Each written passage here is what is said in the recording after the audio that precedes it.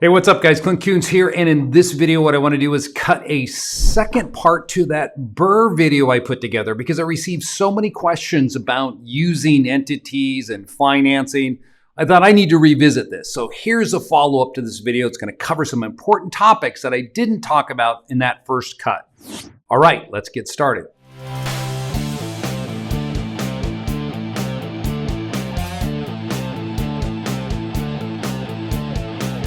Okay, so here's the issue. After I cut that video, I got a lot of questions about limited liability companies putting your property into an LLC because in that first video, I discussed the problems with taking title in a limited liability company and then looking to do a refi.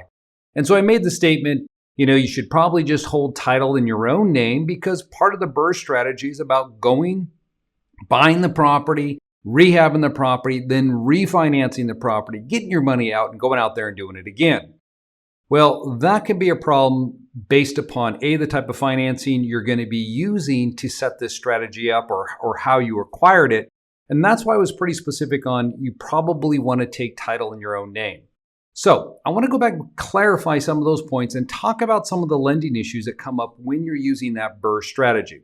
So the first thing I want to discuss is the LLC and what to consider there. So with BRRRR, if you're going to be using that strategy, you could definitely take title in an LLC. And a lot of people brought up those comments. They said, Clint, you did discuss an LLC, but what about the anonymity component? How does that fit in? And what happens if I get sued during the course of the rehab work on the property? Now I'm exposed because title's held in my name. So here's the thing to consider. If you're going to buy this property and you're not going to refi it for, let's assume, a year or two because it just doesn't work out, as I'm going to talk about here in a moment with the financing, Freddie, Fannie, how that works with BRRRR, then yeah, go ahead and take title in the limited liability company. And so what you should do is set up your LLC, and when you acquire the property, definitely get that property acquired in that limited liability company name. Now, this is what I stated in the last video. What I didn't talk about was anonymity. And a lot of my viewers, you included, probably said, well, Clint, that defeats the anonymity. No, definitely. I didn't go into it, but you could use a Wyoming LLC just like this to hold that state-specific LLC that owns the property. Now, keep in mind, in this strategy, there's a number of different ways you could have acquired this property. You could have bought it for cash, all right? So then you paid cash for the asset. You could have used a portfolio lender. Okay, so a portfolio lender would be someone like a community bank, or maybe it was private money to set the deal up, or you could have used hard money to buy the property. Now, this is where it gets important because when you're using the BRRRR strategy, you want to go in and pull your cash back out. And depending on the type of lender you're going to be working with, this could create issues for you the way you structure it on the front end. And there's other ways in which you could acquire the property. Maybe it was through conventional mortgage, all right, to get this. And so typically you would close in your own name and then transfer it into the LLC. So why did I say keep title in your own name and not put it directly into the LLC? Well, that's because unless you're dealing with these two right here, okay, those types of lenders, then it's going to be more difficult for you to pull your cash out if it's in a limited liability company or even a land trust, because Freddie and Fannie are not going to issue a mortgage to a trust or an LLC. And so what could possibly happen in this type of scenario if you didn't have title in your own name? So let's say that you're going to buy the property. It was originally bought at auction. So you got this property. It was bought at auction. It was transferred into the individual's corporation, let's say, or some business entity. So this guy goes to auction, he buys it. Most of my clients buy through entities. And so now he owns it here, and then he's going to sell it to you, the investor. And so now that gets sold to you as an individual. Maybe you come in here with bank financing, conventional financing to buy this property from this individual. So now it's in your name. Then you turn around because of the rehab and you want to put it inside of a limited liability company right here. So now the property is over here. And let's assume this happened in January, right here, you bought it. And then you moved it in here after, or he bought it in January, you bought it in February. Okay, put it in your LLC. And then after that, you do the rehab work and you're ready to refinance it. And then in June, you put it into your own name, deed it back out of the LLC into your own name in order to do a refi on the property. So as you can see here, there's been a deed transfer right here. There was a deed transfer here. There was a deed transfer here. So there's been 3 transfers. Now, I know you're keeping this property. If you were looking to sell this property, that would be a huge problem for you, finding a person that could get an FHA qualified loan in order to come in and buy this if they wanted to make it their primary residence. This would screw the whole deal up for you. But let's assume you're not doing that. You're using the BRRRR strategy. It can still create problems for you. Because when you bought it, let's assume that you bought this property for $100,000, right? And there's been these multiple moves, and now you're trying to do a refi, a cash out refi on the property, and you're claiming the property's valued at $200K, something like that, or 180. Doesn't matter what the numbers are. My point is this, that a lender could look at that and say, hey, title's been churned. It's been too many transfers in a short period of time. What is the true value of this asset? So that's always going to be my concern when you're using any type of strategy and you're moving assets in and out of entities. So that's one of the reasons why I've indicated probably keep it in your own name, because if you're using Freddie Fannie financing, it's going to be a problem for you. Okay, so let's assume that you you're using Freddie Fannie, you went through this and you did it, you own the property in your own name and you plan to refi it within 8 months. So in that case, yeah, take title in your own name, keep it in your own name through the construction period. After you get your refi, cash out refi money on this deal, then put the property into a limited liability company for asset protection purposes going forwards. And again, hopefully you caught my due on sale clause video where I talk about transferring it in and that it's no longer a concern when it comes to Freddie Fannie and the due on transfer clause. Watch that video if you haven't. It's very enlightening for those of you that are not aware of this. Now, in this particular situation, that LLC should definitely be owned by a Wyoming limited liability company. So that's a perfect way of handling this type of transaction, is then to move it in, you pick up your anonymity. But if you think you're going to be in that property for a much longer period of time before you're going to be able to do the refi on it, because you're just not going to have enough there in order to go in. Let's assume that it's going to be, you think, in a year, 2 or 3 years. Then obviously right away, put that property into the limited liability company. But if you think you're going to refi it within a year, you might want to consider just keeping it in your own name and then going in and putting in the LLC after the refi is complete. Okay, so that is just to clear up those loose ends about using anonymity. Yes, you should use a Wyoming LLC to hold your state-specific LLC that holds the property, and to put some more points on how you go about structuring this. Now, the issue that comes up in all of this whenever you're using BRRRR is going to be financing. I briefly touched on portfolio loans, which is something you would acquire from a community lender typically. And they're going to allow you to have more flexibility because they have different underwriting standards. But most of us are going to be working with Freddie Fannie, who basically controls about 90%. So when you go to a broker and you get a loan on a deal like this, they're typically going to write what's referred to as a Freddie Fannie conforming loan, which means that I forgot to mute that, which means that with a Freddie Fannie conforming loan, you are writing that loan, the broker's writing that loan to sell it to Freddie Fannie. So they want to make sure that it's going to conform with their buying guidelines. So what I did is I put together a matrix for you. And if you go to the show notes, you're going to be able to find this matrix, which shows you some of the issues you have with Freddie Fannie when it comes to putting these deals together. Because you have to understand there's 2 different types of mortgages out there on investment properties you're most likely going to be qualifying for.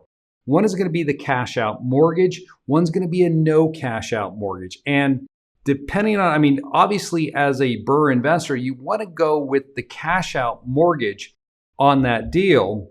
And it's going to have different requirements than a no cash out mortgage, which means with a no cash out mortgage, all you're doing is refinancing the existing debt on the property. which isn't getting any cash out that you can put into another deal. But maybe that's not such a bad idea for you if you go the no cash out route, depending on how you structured it on the front end. Let me give you an example of something that I've done in the past, how that worked for me. So on one of the very first deals I did when I first got started investing, it was a deal that I put together, and this was in Tennessee. And I bought a property, and I think the property at that point in time was, let's say it was $75,000 for this property. And so the rehab work on it was going to be about $15K. So you're all in for $90,000. Well, my all in on this deal to get it set up, to get this property was $5K. Okay, I only had to put in $5,000 because I found a hard money lender who was willing to loan against the ARV. And they were willing to do 80, I think it was 80% or 90% of after rehab value on this particular property.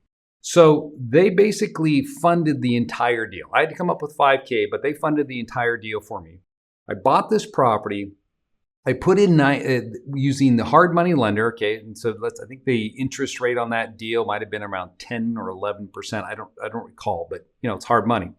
So I got the deal under contract, closed on it, did the rehab work, got it all wrapped up, all set, ready to go. After the rehab value on this property now, let's say it was $140,000 after the work was all complete. Again, for those of you who like to pick through my numbers, I'm just using this as an example. I just want to throw that out there before I start getting comments. Where did you find a deal like that? I mean, this is what happened though. So I had this property, did this deal, and then after I was done with the rehab work and I got a tenant inside of the property, then I went to a conventional lender. I went to a broker and I got a loan on that property. This was a no cash out loan. So this is the situation where you would use it. So I had this property now sitting here, and it has $90,000 in debt that's owed to a hard money lender. I then switched out of that higher interest debt into a lower interest conventional mortgage on this property, and I was able to cash it out for the original amount that I borrowed. That's how a no cash out mortgage typically works. You're not pulling any money out. You can use a Freddie Fannie product that will take out the prior lender.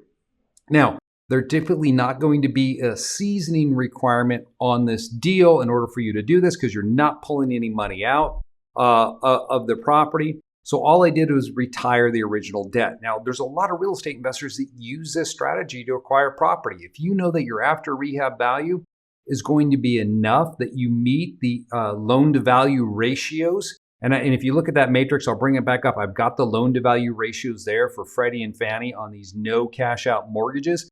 This is a way you can get into something with very little down, using someone else's money. They're making points, they're going to make interest, and you refi them out with a traditional mortgage. So that's how I used a no cash out mortgage in the past when I first started investing to get into properties with very little down using hard money. So going back to that matrix again, let me just bring that thing back up here. As you can see here on this matrix, let me just expand it a bit here. The cash out mortgage is a little different. So with the BRRRR strategy, what you're wanting to do, of course, with the strategy is you go in, you buy the property, you rehab it, you fix it up, and then you pull cash out. When you're pulling the cash out, you're going to take that cash and you're going to go and put it into another deal. So what you have to be looking at here with these no cash out deals is you need to know what is the loan to value that you need to be concerned about. What are they willing to loan against? And as you can see here on the cash out mortgages, where we're going to pull cash out, on an investment property that's one unit, it's 75%. Both Freddie and Fannie have the same guidelines. On a 2 to 4 unit, it's going to be 70%. So you can borrow up to 75% on a single family home. And so if that house you got into is now at $200,000, we'll just do the math on that. It's going to put you at $150,000. So if you've got money into that, there's equity now of $50K. You're going to be able to pull that $50K out, and you're going to be able to go out there and put that into your second deal. Now, here's the thing about these cash out mortgages. Unlike the no cash out mortgages, there's a seasoning requirement here. And the season requirement is 6 months. So that means you got to own that property for 6 months, a minimum of a 6-month period before you're even eligible to go with one of these Freddie Fannie conforming mortgages, which, as I stated, 90% of the mortgages are owned by Freddie Fannie. So most brokers are writing these types of loans.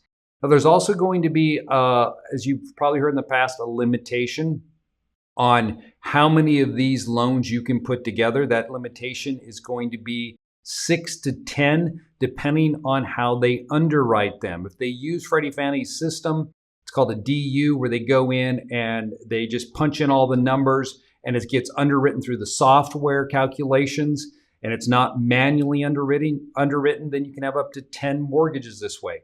If they manually underwrite the loan because it just doesn't work through the system, maybe there's something unique about that property, then you're going to be limited to 6.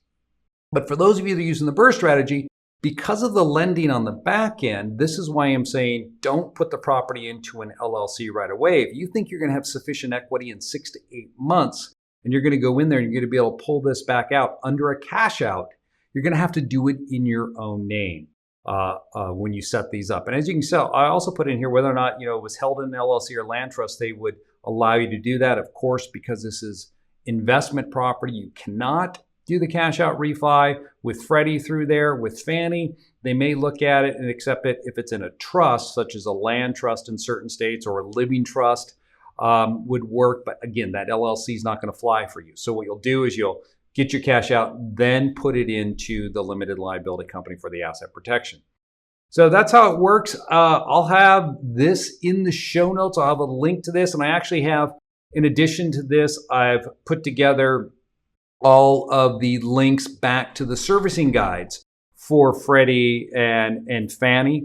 So you can actually, if you want to go read them yourselves, you can read all this and pour through it like I have, so you understand how all this goes together.